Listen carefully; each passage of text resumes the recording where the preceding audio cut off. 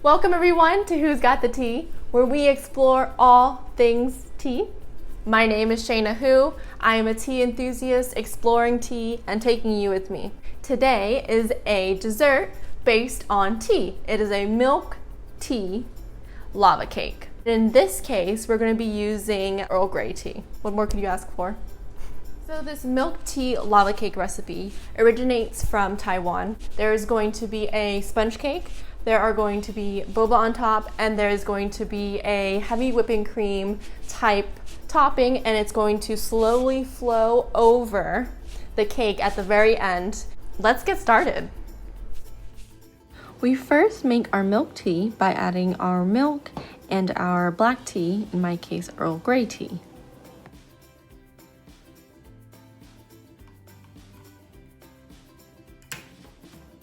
Once we've taken it off the heat, we'll let it sit for about 20 minutes and then strain it.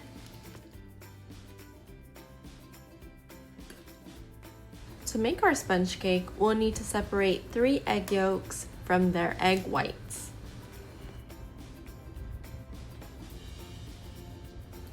Next, add canola oil to your egg yolks, and then a portion of the milk tea that you just created, as well as some black tea leaves. Stir that well, and then add in your cake flour.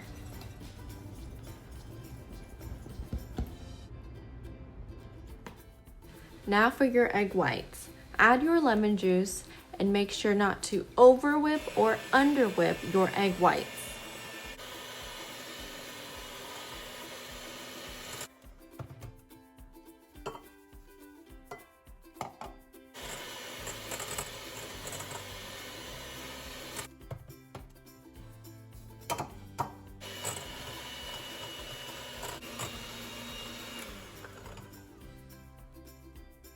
Okay, so the moment of truth.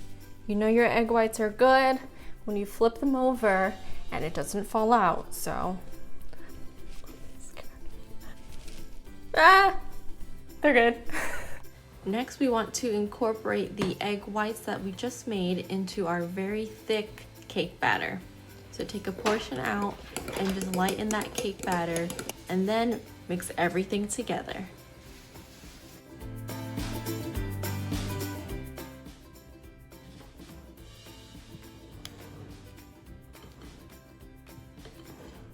Unfortunately, my cake did not rise, and that can be attributed to a few things that I did wrong.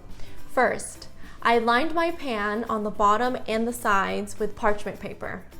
What I ended up doing was creating a barrier between the cake mix and the aluminum pan.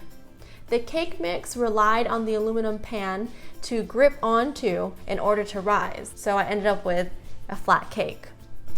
Second thing, I used regular flour instead of cake flour as the recipe instructed. So I think cake flour is a little bit lighter and it would give us the type of texture that we want for our cake. Lesson learned, follow the instructions. And lastly, the pan that I used was 8 inches.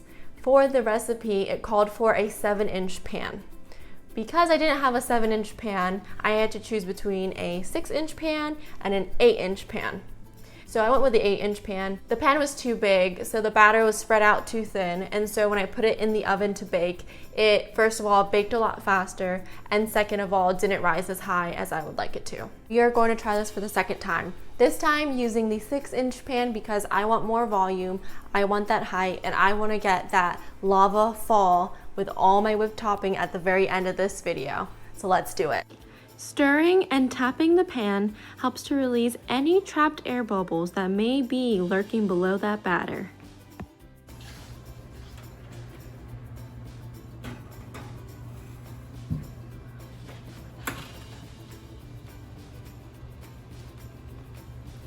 My second attempt came out great. 6-inch pan was used. I turned it upside down so that when it came out of the oven, it wouldn't deflate. This is our result. So let's take it out of the pan and see what we got. I hope there's not big pockets of air. To remove my cake from the pan, I slid a butter knife around the edges and slowly wiggled and jiggled my sponge cake out. A closer look shows that the cake is still pretty spongy, especially the bottom, even though there is a small pocket that remained. Next up is our whipped topping. Add brown sugar to your egg yolk along with the remainder of the milk tea that we made and cornstarch. Cook this mixture in a pan and stir continuously until a brown goop forms.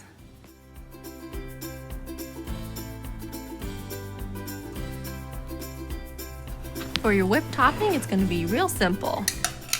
Whisk your heavy cream until you get the right consistency. After an hour, add your cooled goop to your whipping cream and mix.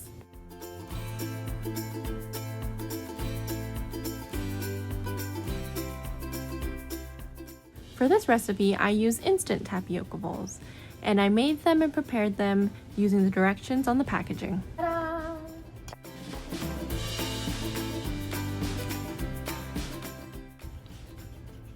Well done. All right, so we have all of our ingredients prepared, set up.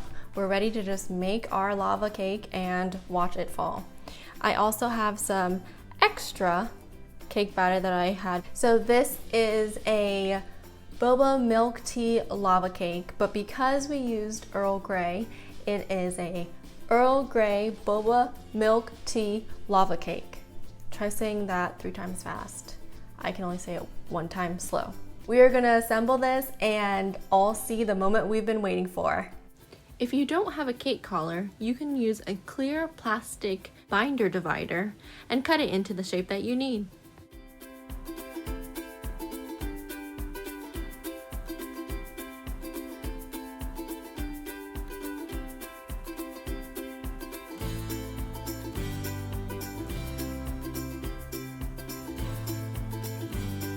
Guys, I'm really excited. This cake came out perfectly. It's so adorable. It has the boba on the top that are sitting firmly. They're not sinking down through the cream. And I hope we will get that lava effect of the cream falling down the sides of the cake. Next up is the moment we've been waiting for. All right, let's see. 1, 2. Well. Alright guys, the whipped topping did not fall like I wanted to, so I guess it's not a lava cake, an Earl Grey boba milk tea cake. No lava. Let's cut into it.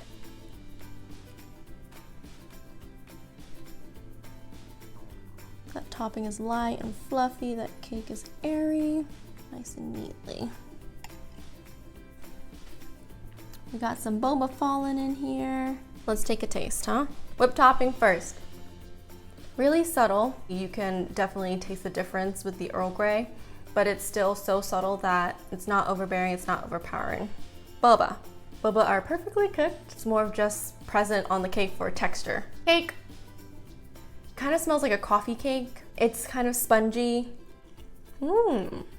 This is kind of a cake that you could have with tea in the morning, even though it looks extremely indulgent. I promise you it's not. Have it for breakfast and not feel bad about it. Thank you guys for sticking around. I definitely have a couple things to learn. My lava didn't fall like it was supposed to, but other than that, the taste is on point. I definitely recommend this recipe. Hopefully you guys make an awesome boba milk tea lava cake. If you have any comments or questions, or if you've tried this recipe and know a couple tricks yourself, let me know. But until next time, see you soon.